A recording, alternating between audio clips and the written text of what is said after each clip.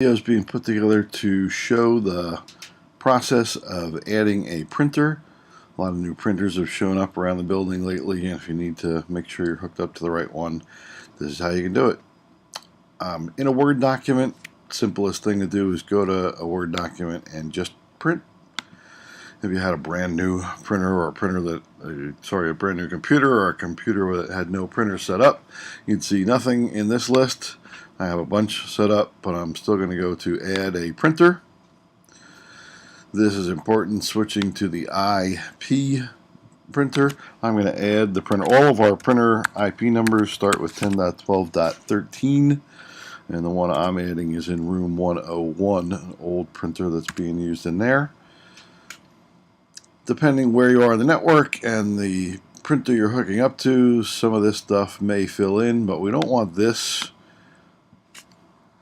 to show the IP number, because especially if you have 2, 3, 4 printers, keeping track of IP numbers is going to be tough. So I'm going to put in some no spaces English here to describe the printer.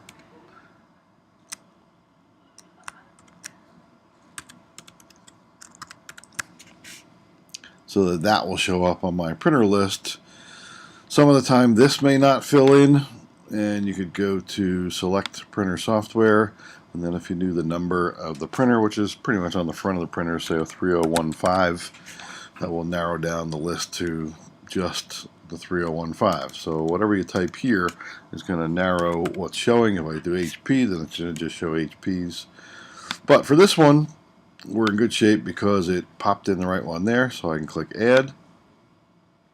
Some of the time you have these other questions to answer, which you can check the configuration of the printer to know what to type in here, but if you know you have an extra tray, you know it can do duplex, then you can add those things. Once I click OK, that is an available printer. When you're doing that add,